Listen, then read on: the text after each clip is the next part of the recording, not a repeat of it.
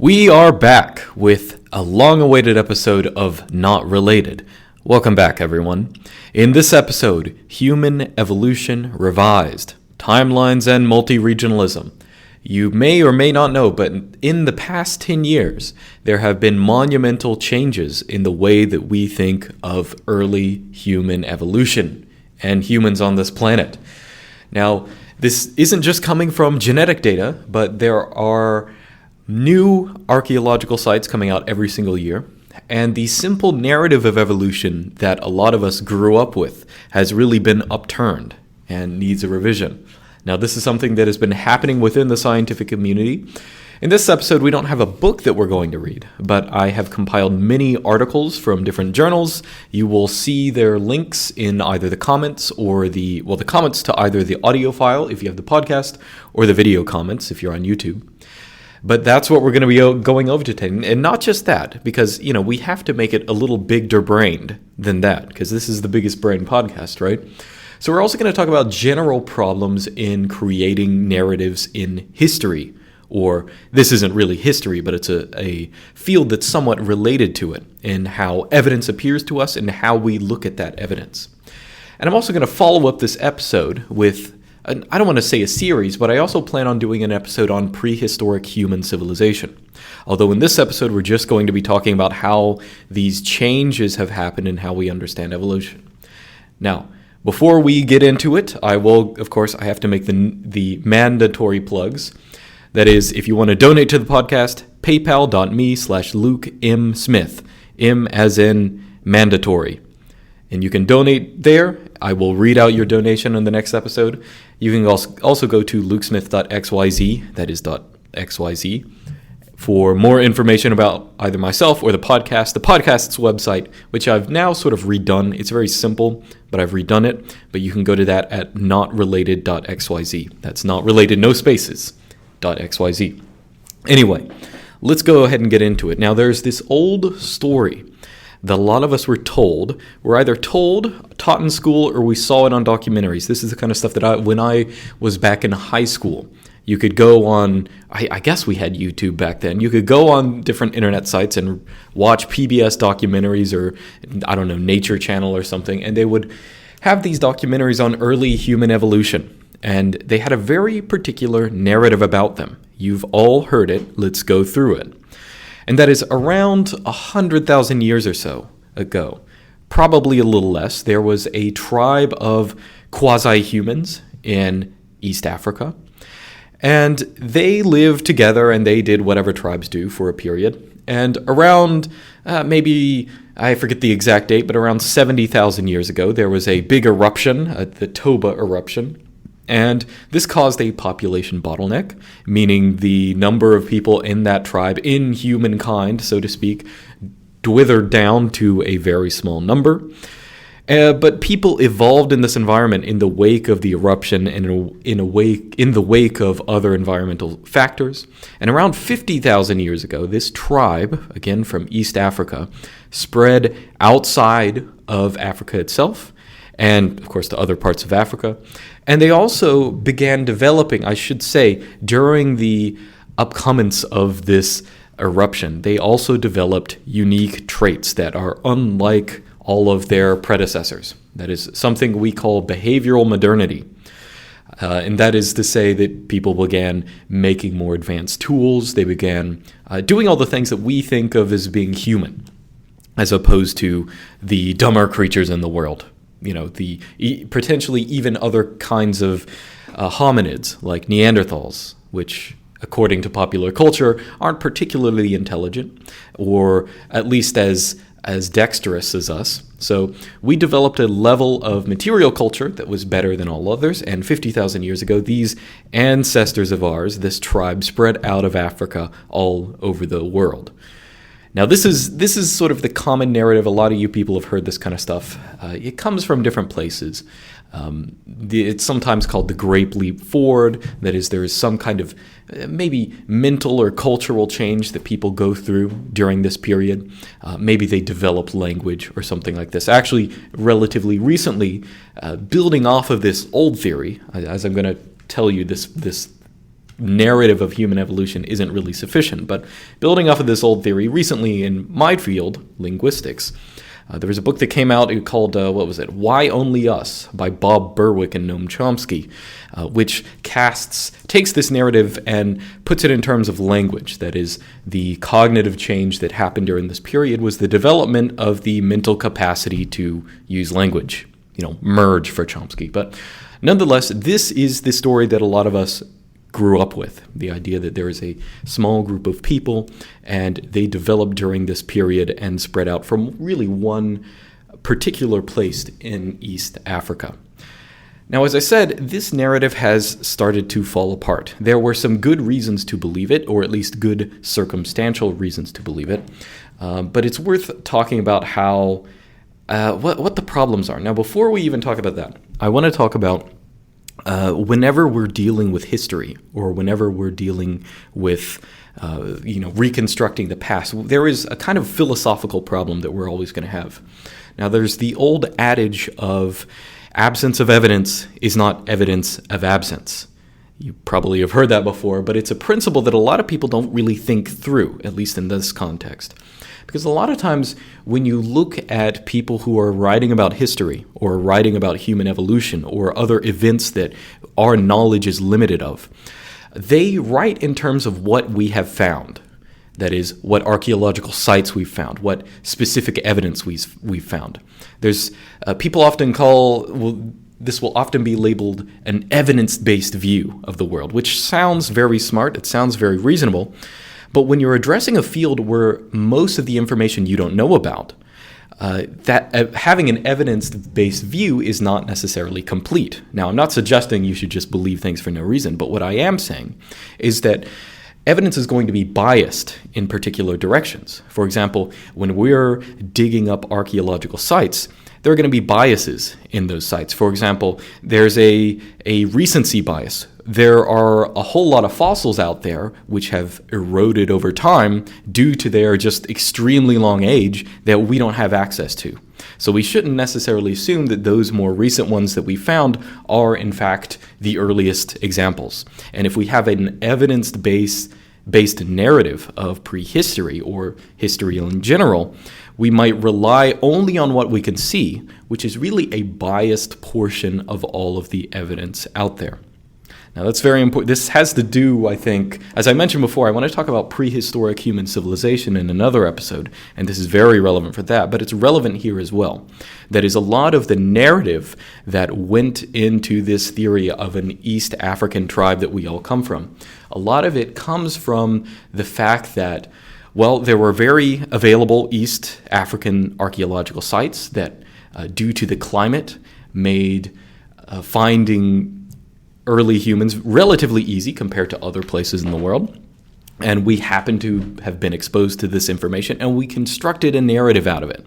Or we had some examples of material culture in Homo sapiens, but if you look at Neanderthals, we didn't have the same examples of material culture. And the erroneous assumption is to say, we have evidence of it in these more recent Homo sapiens sites, therefore it didn't exist in Neanderthal sites. We'll talk about that later. We'll talk about Neanderthals in a bit. But anyway, so just bear this in mind. Whenever we're looking at history or prehistory, we are dealing with an incomplete portion of the pie.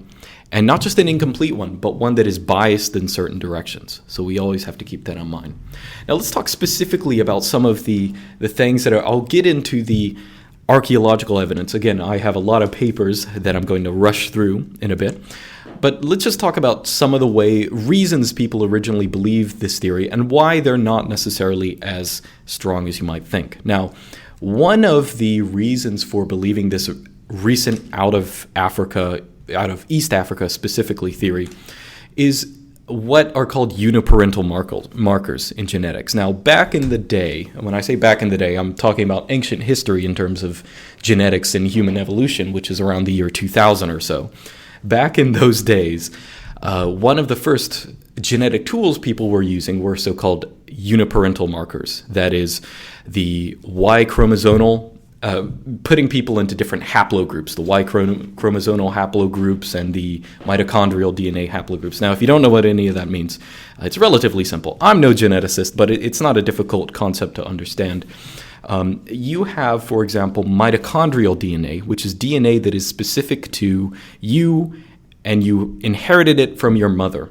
And it is there might be minor mutations, but it's pretty much unchanged from your mother. She got it from her mother. She got it from her mother, on and on and on. So there is this mitochondrial DNA that is shared on the female lines. And everyone has mitochondrial DNA, both male and females, but you inherit it from your mother.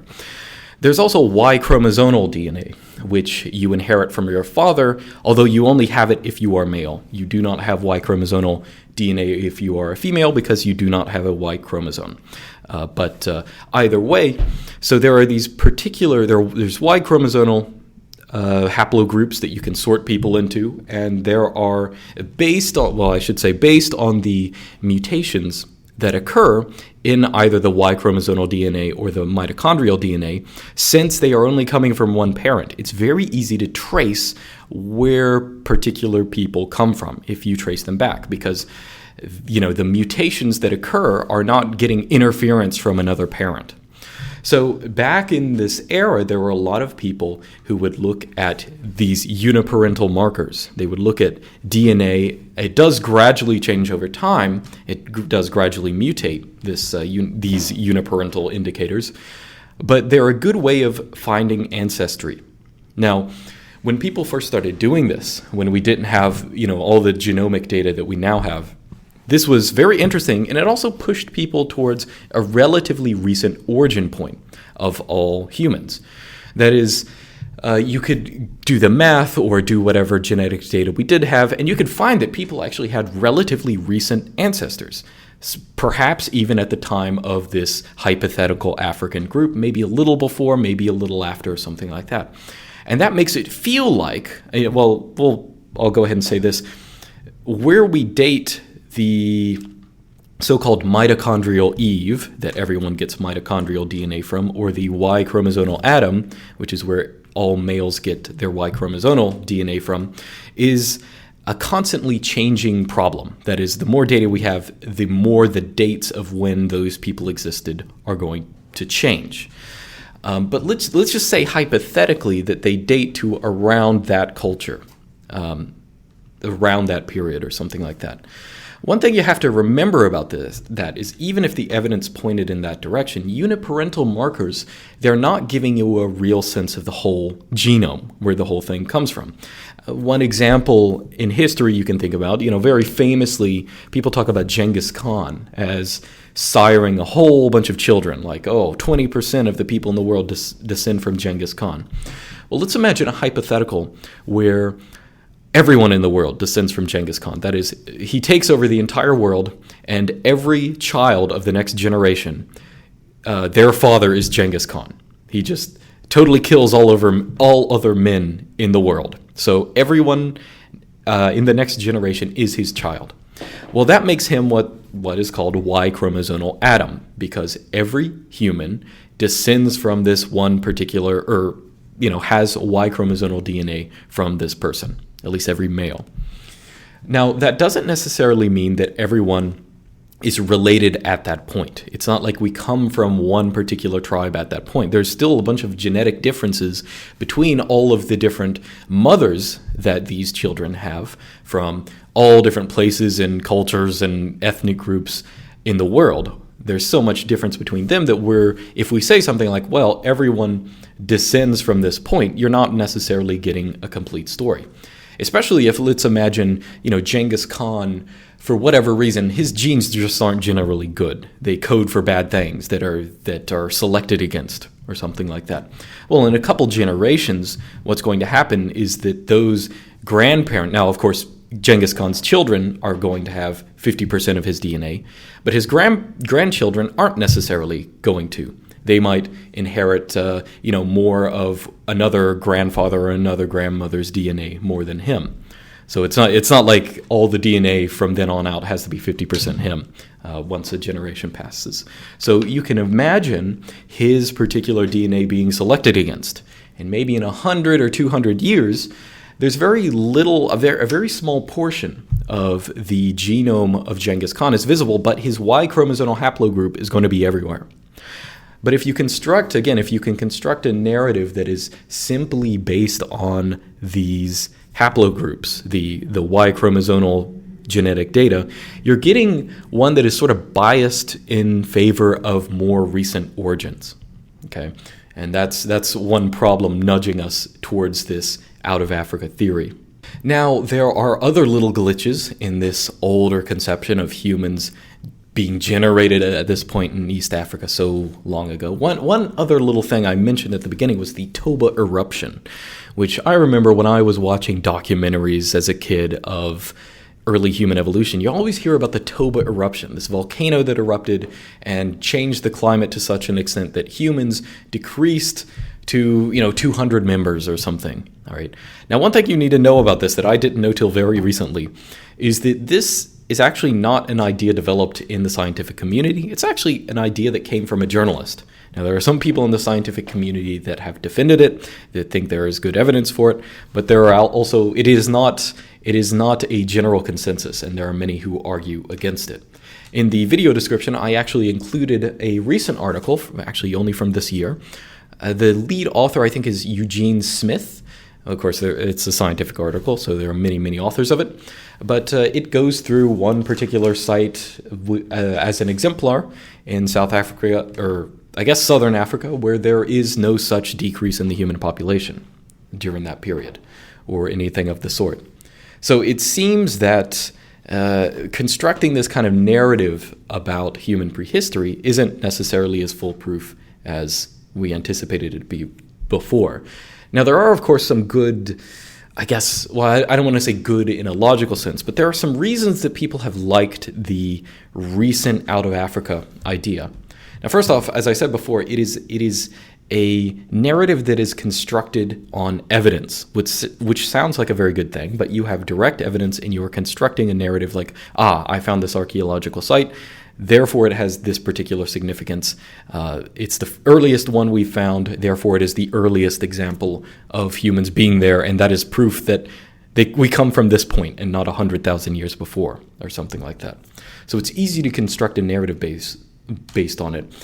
And there's also a sense in which I think it appeals to this is sort of related, but it also appeals to our prior assumptions that humans should come from one particular tribe, one point of genesis, one Adam and Eve, so to speak. Now, of course, mitochondrial Eve and Y-chromosomal Adam do not necessarily come from the same time period, even due to how the genetics of it work out, but it does sort of feel right for us to come from, we are one particular tribe. And additionally, there are, minor political motivations as well. If you have the idea that everyone is very recently related, it minimizes the extent to which you might feel racist. So that can be a very good thing as well for some people. And it's also one of the reasons that while people in the West, they have really taken the recent out of Africa theory very seriously and have really gone full bore with a lot of the evidence, it never really caught on in some places, including some places in China. Now they don't really have the psychological need to minimize their felt racism. So they can say things like, humans have been here for hundreds of thousands of years evolving. That's no big problem for them. Well, anyway, let's actually get into, I've procrastinated long enough. Let's go ahead and get into some recent evidence. I have many papers, you might be able to hear them, but all the links to all these will be in the video description. And these are recent finds, most of these in the past just couple of years, just 3 years or so. Now, remember the old theory that we're, of course, using as a straw man, but it's a real straw man, was the idea that humans originate, or modern humans, modern Homo sapiens, originate around 100,000 years ago in East Africa. They're around there, they develop behavioral modernity and begin expanding around 50,000 years ago to get to the other parts of Africa and the rest of the world. Now, the first article I have here, you may have seen that I saw this reported a lot in the news. This came out just last year. The main author is Daniel Richter. Again, 2017. I'll read the title because why not? The Age of the Hominin Fossils from Jebel Irhoud, Morocco, and the Origins of the Middle Stone Age.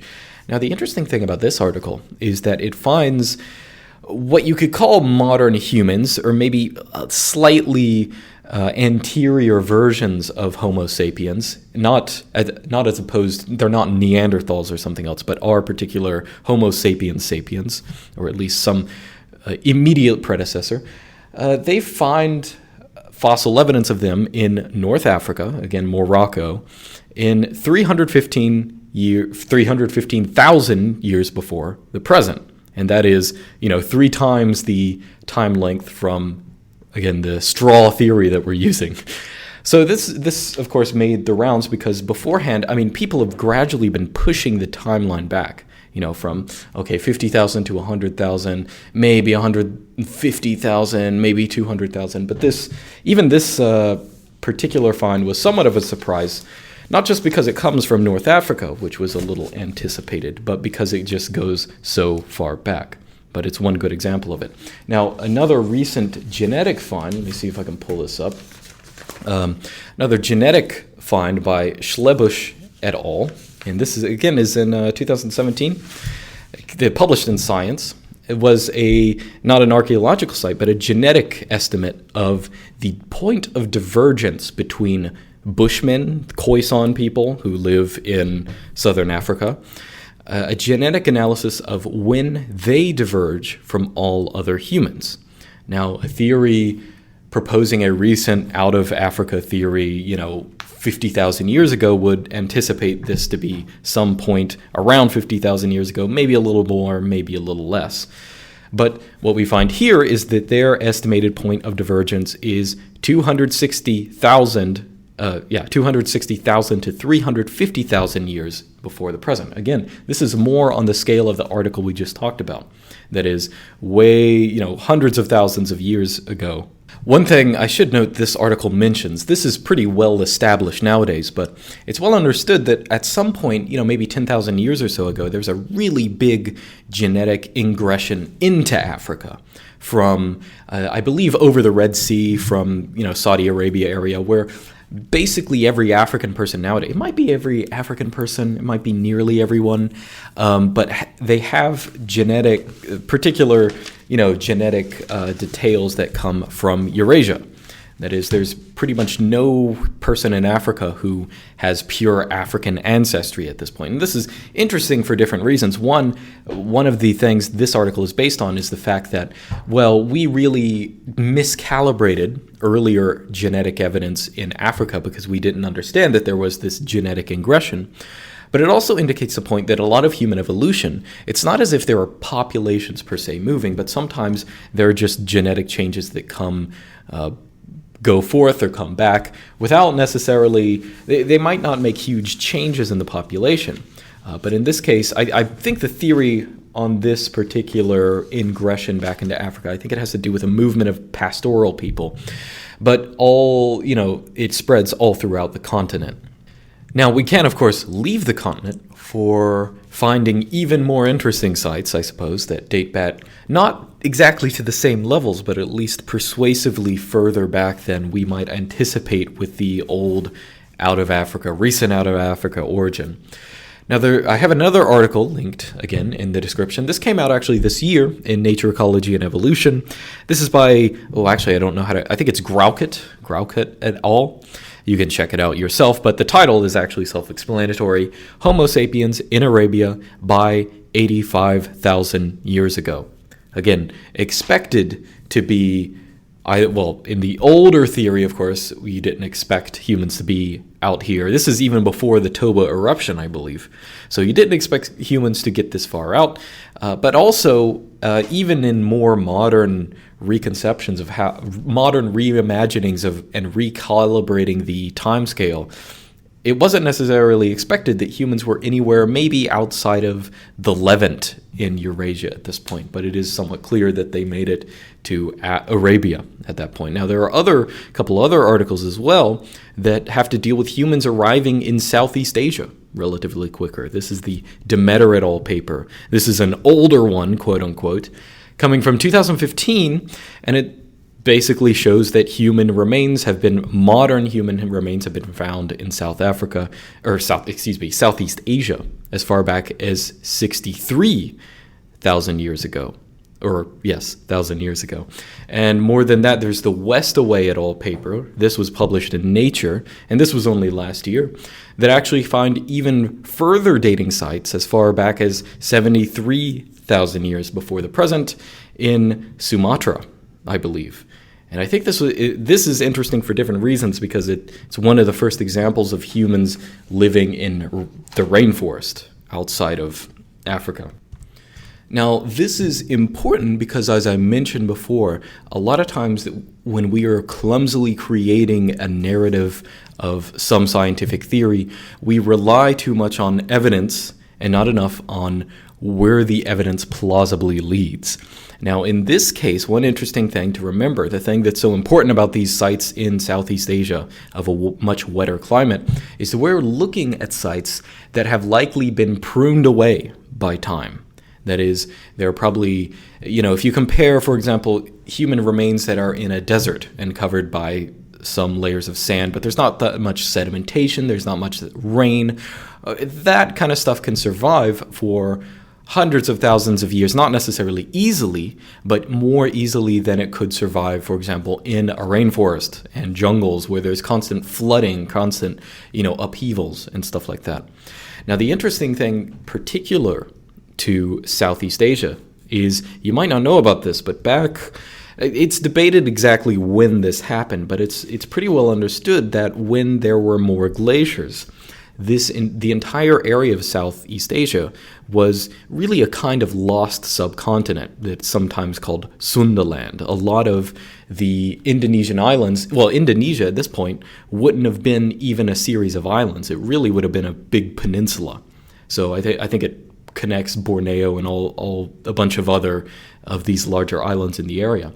And seeing that humans seem to have made it here at this point is interesting, in particular because what that means is there are even more human remains that have been totally lost to the ocean. When the interglacial period began and we started losing a bunch of our glaciers, what of course happened is we lost a lot of the land in Southeast Asia, and there might be a whole lot more evidence of human activity here. It seems to be a kind of, a good place for human development. And of course there are these sites dating back to around the period where this lost continent would have been lost.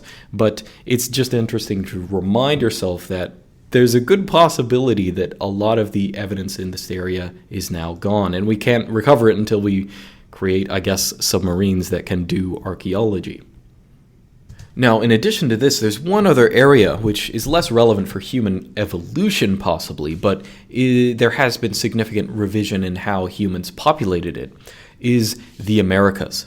So, when I was in grade school, I was taught that the Americas were settled by a human population, in fact, an archeological culture, which is typically termed the Clovis culture, which came to the continent over the Bering Land Bridge around, 12,000 years ago. So in the last ice age or whatever, there was a way to pass through from Siberia into Australia, into Alaska, and thus get into the Americas. And the idea was, during this narrow window of time, this was the period where humans first came to the Americas, and the first human culture there was the Clovis culture, and they expanded all over the place.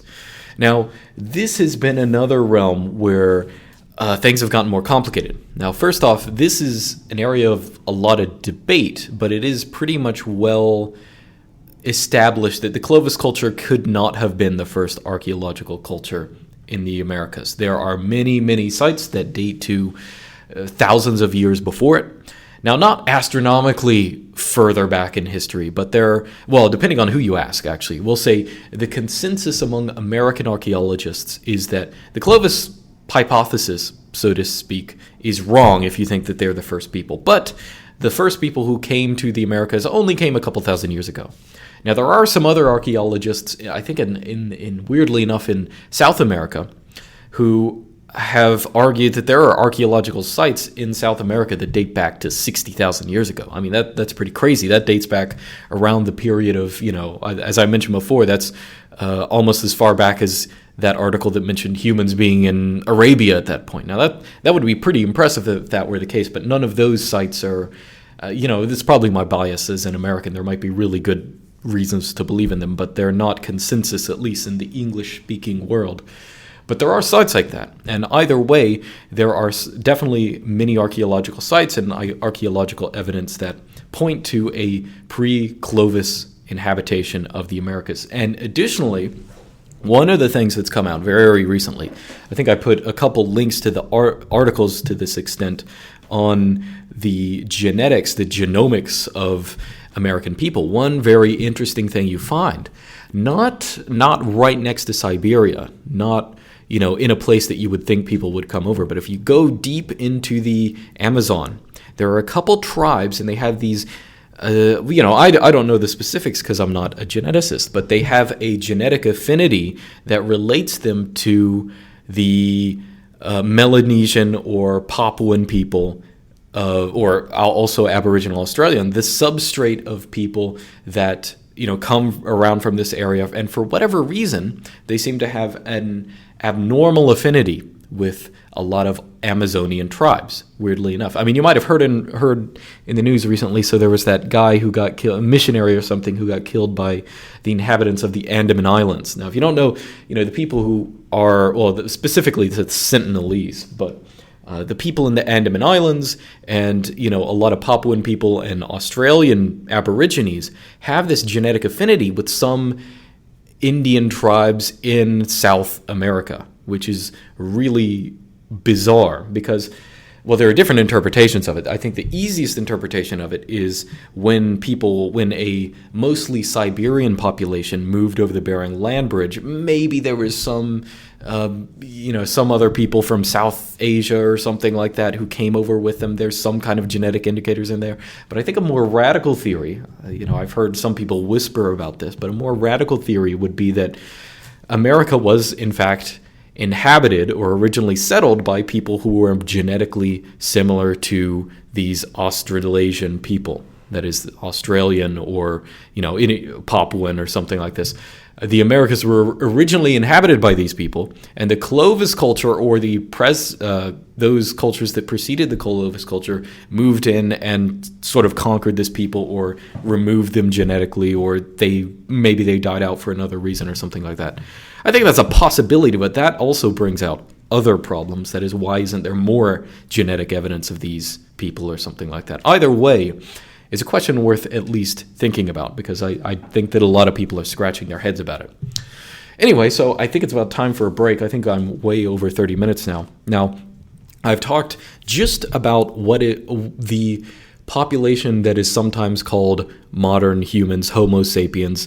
But of course, I'm leaving out actually most of the puzzle so far. We'll talk about the rest after the break, but the rest of the puzzle is those groups of people which we have traditionally thought of as not being human. That is, the Neanderthals or the other ghost lineages of our past that we might not even know about. So in the next half of the episode, I'm going to talk about how we think of these other kind of people is, we'll just say maybe they're a little more human than you might anticipate. And it might actually be hard to divide us from them. And if that's the case, humanity actually gets put back as in back in time much further than any of these sites indicate, because all of these sites are talking specifically about quote-unquote anatomically modern Homo sapiens. Anyway, so we're going to have a break. I'm going to come back. I'm going to read some donations, and we will talk about that. All right, and we're back. Time for some donation reading. Only a couple this time, I think, because during last month I wasn't quite as active, but it has been a while, so there are a couple to read. $5 on Patreon from Mike R. $1 on Patreon from Nanya Business. $1 on Patreon from Dusty G. $15, I think this is PayPal, from Sebastian G. $2 from Michael G. And $10 from Alex Oddities. Alex says, "Thank you for your Linux and LaTeX tutorials." $5 Canadian from Bradley B, and $10 from Ken H, he says, or $20 from Ken H, who says, thanks for the great tutorials. Thank you. And Michael R sends in £20. He also asked some questions for the live stream. I would answer them here, but I guess I'll just save them for the next live stream I do, which hopefully will be coming January, possibly even before that. I might be able to do one between Christmas and the 1st of January, but we will see about that. Now let's get back to the discussion at hand. I have actually only been speaking about a small segment of the evolution of the genus Homo. And that is, I've been talking about what are sometimes called modern humans, or anatomically modern humans, or Homo sapiens sapiens. But in reality, the question is much wider than that. Now, as you probably know, there were many other humans or semi-humans in the area during this period of human evolution. For example, when I mentioned that this East African population in the classical theory was moving out from East Africa into the rest of the world, with the exception of the Americas, was really already inhabited by other things that you could call humans, like Neanderthals, Homo erectus, all these different human species at one time or another, living in these different areas. Now, in terms of classification, let's talk about Neanderthals for an example. Now, first off, I will say, I call them Neanderthals. If you talk to any scientists, typically they call them Neanderthals. That is, pronouncing the TH as a T because it's based on the German pronunciation. But I use the working man's pronunciation, so I call them Neanderthals. I swear, if I get comments, people telling me to not say it that way, I will just shadow ban you or something. Snob plurals and snob pronunciations annoy me to no end. I just can't stand them. So I call them Neanderthals. If you call them Neanderthals, I'm not offended. But if you try and make me say that, it sounds ridiculous. I'm sorry, I'm not doing it. Anyway, so Neanderthals. So the interesting thing about them is we've never really known how to classify them in binomial nomenclature. Some people think they should be called Homo neanderthalensis, as if they are their own species. Some people think they should be Homo sapiens neanderthalensis. Now that's a question out there, and it's not like there's a right or wrong answer. It is really just a way of classifying things. But as time has progressed, as again, we've talked about this earlier and earlier origin of modern humans, we also see that origin is more intertwined with Neanderthals and other early hominid species than we might have earlier anticipated. Now, I remember back in the early 2000s or so, I used to listen to, I don't remember what it is. I remember one particular audio lecture I was listening to once, and it was about early human evolution. I remember the guy saying, this was like, 2003 or something like that. He said something like, well, you know what, we don't know very much about early human evolution, but we do know one thing, and that is humans and Neanderthals never breeded. They couldn't have done that. That was impossible.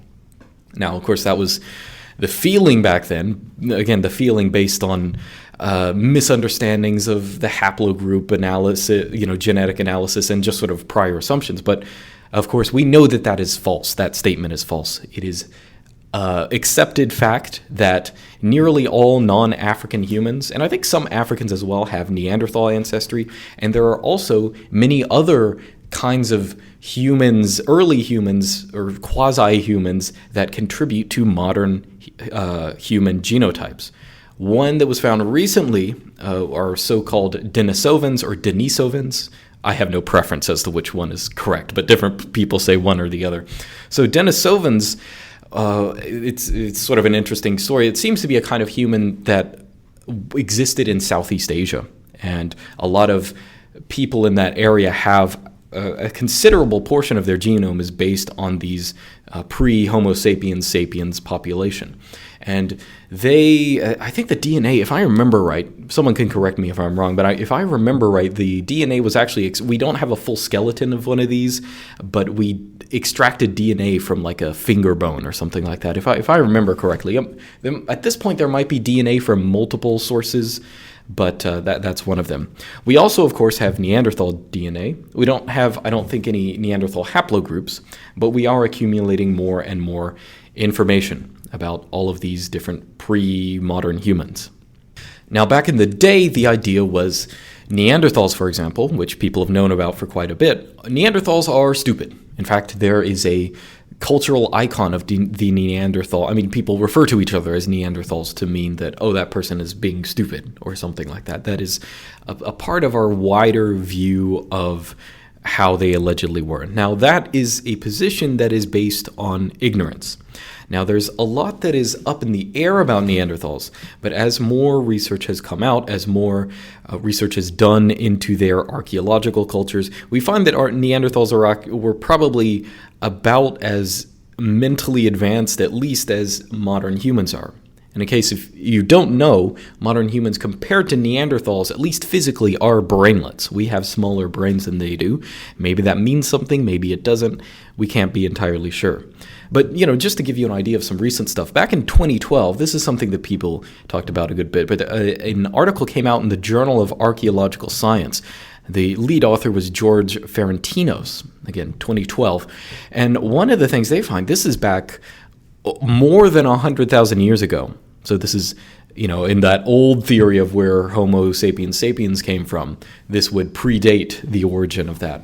But at a period more than 100,000 years ago, there seems to be pretty good evidence that the humans or demi-humans that were living in the area, which were Neanderthals, seem to have at least some primitive primitive ability to do seafaring. For example, in the Ionian Islands around Anatolia and Greece and stuff like that, there seems to be relatively good evidence of seafaring in that area.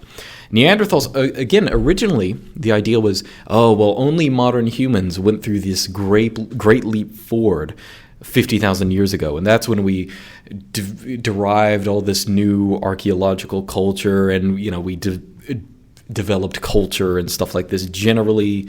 But the further you look back at Neanderthals, you actually see that their livelihood, their cultures were much more complicated than we anticipated. They do bury dead. They can paint caves. Now, of course, again, the evidence for all of this stuff is going to be scanter because the time scale for dealing with a Neanderthal in Europe is often an order of magnitude larger because, Neanderthals, I don't know when they're typically thought to have first come to Europe, but, I think the divergence between Neanderthals and modern humans, quote unquote, is around 800,000 years ago. It might be more, might be less, I'm not quite sure, but they have lived in Europe for hundreds of thousands of years. And, that means many, many more times the amount of time for evidence of their existence to gradually erode. Now, one place, of course, we do somewhat notoriously find evidence of Neanderthals is, in fact, inside caves, and that is because caves preserve evidence. If one of these people even made a very small kind of building or something else inside of a cave where no one else could get to it, it's going to be preserved quite a bit longer. And part of the archetype, the stereotype of these kind of people living in caves comes from the fact that that is where evidence is often preserved. Now, there's a very, very interesting article. You should actually look this one up. If you're not going to look at any other ones up, look this one up. This is Jalbert et al. This is, I'm not quite sure how to pronounce that name. I apologize to whoever that is, but this was published in Nature in 2016. And it goes into a particular kind of construction that was found in a cave in France, in Occitan. How do you pronounce Occitan in English? Occitanie, however it is. But it was found in southern France. And the interesting thing about this place, it's not just a cave. It's not just a cave that seems to have evidence of fire. It dates back to around 175,000 years ago. Very much longer than any of the dates, most of the dates we've been talking about here. It dates back all that way back. And more than 300 meters deep into this cave, there is a kind of a structure that was built by Neanderthals. It had evidence of fire, but the interesting thing is that they used stalagmites to create, we're not really sure what it is, but to create kind of walls, and fire was lit on top of these things. There's a kind of structure. You can actually look at this article. This is why I recommend you looking at it, because I can't show you since this is an audio lecture, I suppose. I can't show you exactly what they look like, but there are very beautiful color photos of what this thing looks like.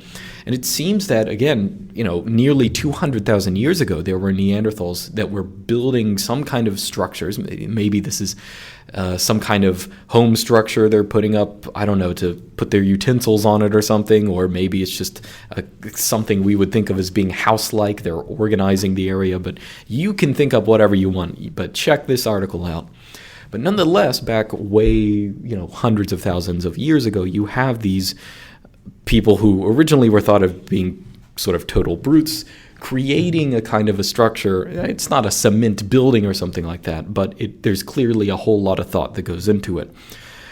So you can check that out. And again, as I said, the problem that we have is one of the evidence that we have is not a representative sample of the evidence that actually exists. Now again, caves, it might be that Neanderthals had an even more complex kind of physical culture outside of caves, but that's not going to last very long. The buildings that even we build nowadays aren't going to last more than 100 or so years if we're gone from them. They'll be totally eroded over the course of 100 years or 1,000 years or 10,000 years.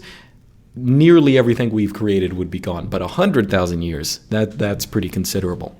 So that's the standard of evidence that we have to have for all these Neanderthal sites. Now, one other question that has to do with Neanderthal biology that is sort of an open thing that people talk about is whether Neanderthals, like modern humans like us, had the ability to speak. I am just going to say that I think the answer is yes, but I also do not think that this is something that we can ascertain from what evidence we have one way or the other. Now, I will say one object of debate in linguistics, there is this one little gene out there called the FOXP2 variant or gene or something like this, and you'll hear about it every once in a while. It's sometimes thought of as being the language gene or something like that.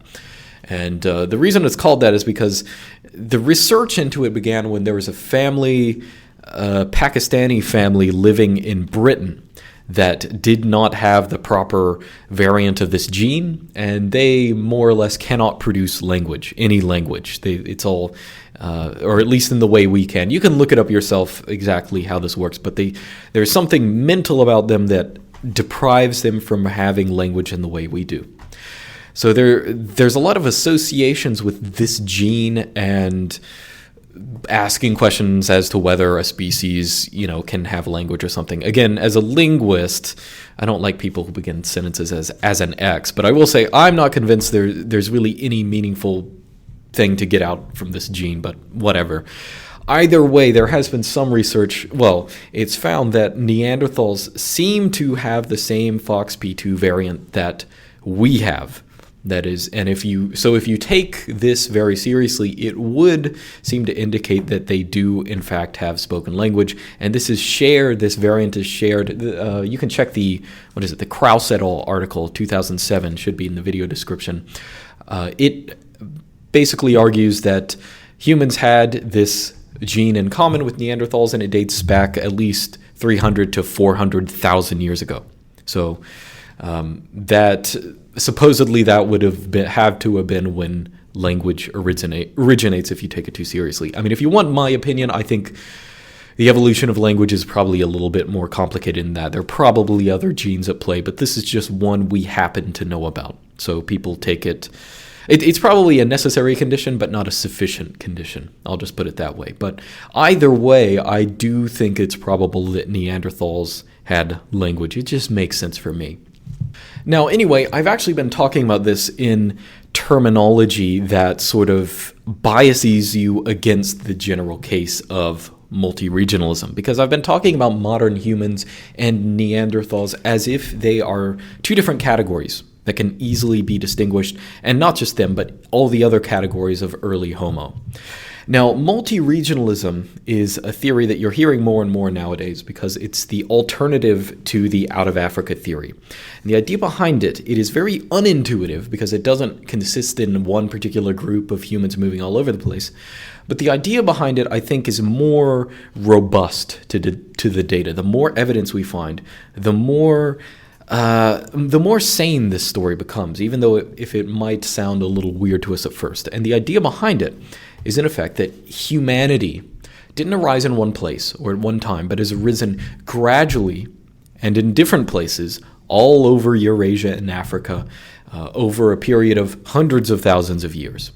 That is, early human populations, or we'll just call them human populations, including Neanderthal. We'll call them humans now. They've been promoted. I think it's sensible. So these early human populations, Homo erectus even, or, Denisovans, all of these spread out to different areas of the world, and they've been gradually evolving to create the modern humans we now know. But additionally, there is constant genetic change or genetic exchange between these populations. So there will be, as we mentioned before, for example, there was a genetic ingression back into Africa a couple thousand years ago. But more substantially, even the so-called out of Africa narrative has good truth to it, because during that period, there was a huge genetic outgoing from Africa. A lot of our genetic information, possibly even most of it, comes from that period in Africa and moves out of the continent. And none of that is necessarily incompatible with multiregionalism per se, because the emphasis is on an evolution that happens gradually in different places. There is no one human population. It evolves sort of in the same way that human languages evolve nowadays, where some languages next to others will change each other, or if there are people who, go back and forth, they will change each other. In the same way, human populations, it's not like there's one population that went to everywhere, but it's a more complex web that has been working over hundreds of thousands of years. And this is important because it utterly changes, it really changes our scale of human history by an order of magnitude, nearly. Actually, probably even more than that. Because when we're talking about a recent African origin of humanity, we're talking about 50,000 years ago that people moved around. But if you're talking about multi-regionalism, you're talking about 500,000 years at least, probably a good bit more, because that is often the date that separates us from Neanderthals or these other species. Now, I've used the term ghost lineages a couple times. I should probably talk about what that is. So, we know about Neanderthals. We have good evidence of them. We have some good evidence. We have genetic information from Denisovans. But there are also other lineages out there that we basically have not found but do exist. So we know that there are some populations. We don't know where exactly they are, but they are in our genome, and they are waiting to be found. Ghost lineages out there. So there are other populations. Our story is incomplete, and it's only going to get more complicated. But that's not a bad thing, because really we're starting to understand that humanity has been around for 10 times as long than we originally anticipated. And what constitutes a human isn't necessarily as rigid as we might think. Now, I will say there are some of the original arguments for a multi-regionalist hypothesis, just to go over them. Some of them have not stood this test of time, as with any scientific theory, but some have.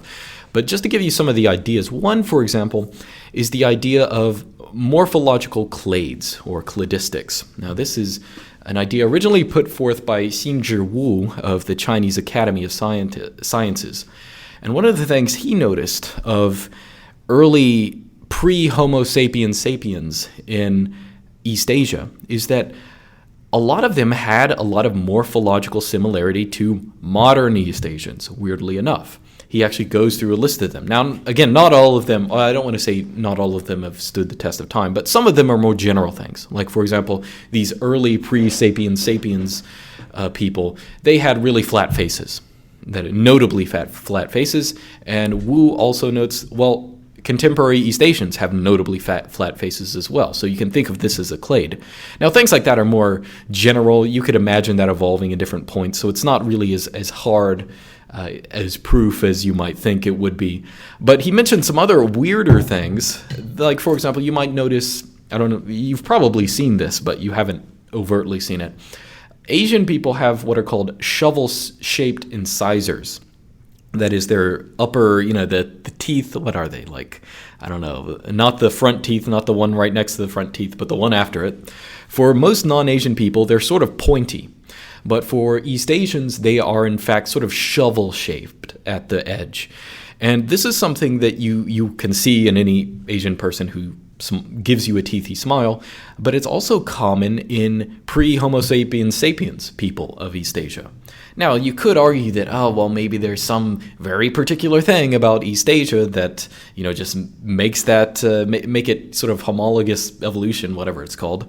But I think it's pretty sensible to think that this is something that is genuinely is something that is a holdover of these early populations. And so it makes you think of modern Asians and pre-sapiens sapiens Asians as being sort of part of a morphological clade, as in we should think of them as being more of a distinct category. Now, as I said, there are many other of these morphological things and other aspects that have either stood the test of time or haven't. But I don't think that it's so much of a right and wrong thing. I mean, if it's not clear, I think that we are moving more, the consensus view is moving more in favor of a view of multi-regionalism. But there still is a lot of reasons to believe that there is a huge genetic outflow from Africa at some period back in the past. And if you're trying to sort people either by time or by region, it's not going to work because both are variables that are changing. It's very difficult to actually put people into categories. Oh, by the way, speaking of Asian people, I just want to say this because every time I say this, a lot of people don't know this, but it blows people's mind when they hear it. You guys know that Asians have dry earwax. It's not even wax, it's like crust. Did you know that? In fact, if you're Asian, did you know that people who aren't Asian have wet earwax? That's blowing someone's mind out there. Every time you tell that to someone, they'll be like, "What? Are you serious?" Yeah, I mean, look it up. Look up Google pictures of it. It's so strange. I couldn't imagine not having wet earwax, but yeah, that's the thing. Although I don't think that's a morphological clade. I don't think we have any information about what pre-modern humans had for their earwax. I don't know. I don't know if that's knowable. All right, so I'm going to go ahead and bring this episode to a close. Now, this originally was only going to be half of an episode because I want to actually prime your brain for another episode I'm doing in the future. What I want you to take away from this episode is not so much, okay, scientific consensus changes. Yes, it does, stuff like that. I do want you to take away the fact that whenever we're creating narratives of history or prehistory, you don't want to have a so-called evidence-based view. Because what that means is you are creating a narrative based on what you have been exposed to. And that's not going to be true if if the information you have is not representative of reality. And what we've seen is that as we have accumulated more and more evidence, we have thrown away these narrower ideas of a more recent human origin based on the evidence that we had. Because even today, we are going to find archeological evidence from, tens of thousands of years before those we already have. And that's going to change our view of prehistory. However, we're not going to find evidence tomorrow that says, humans have to only be 500 years old or 10,000 years old. That's impossible. We already have evidence that can't be true. So the change that new scientific research in this field causes is one-sided. We're always going to be putting the timescale back. Now, this means that human prehistory is always going to be bigger and more mysterious than we anticipate. We've tried to construct a narrative where humans arose very recently, and we have just been sort of here for a very brief period of time, and that's it. There's nothing hidden. There's no secret Hyperborea. There's no ancient human civilization. There's nothing else. It's just we evolved and now we're here. But the more time that we put in between that, other things start to happen. We start to wonder, I wonder if there was something that happened in that between period. That is, could it be that maybe humans reached a level of advancement that, not to say, they had like computers or something, although maybe, but, what's to say humans, even, Neanderthals or something, didn't have a relatively high level of social technological complexity. And due to the mere fact of entropy, more or less, the things that are more complex erode over time much quicker. That's something I want you to think about. And it's something I want to talk about in an episode that might be the next episode, or it might be the one after the next episode. But I'll be talking about prehistoric human civilizations and the evidence that we find in favor of those. Now, so I'm going to draw it to a close. I think I've gone way over the time I intended, but if you want to donate, feel free to send a donation to paypal.me/Luke M. Smith, M as in mitochondrial DNA. And you can go to notrelated.xyz for more podcast information, including where this podcast is syndicated. Or go to my website at lukesmith.xyz. All the information is there. All right, so that's about it. So I'm going to see you guys next time. I'm going to head out of here and do something with all these papers. Hope you enjoyed it.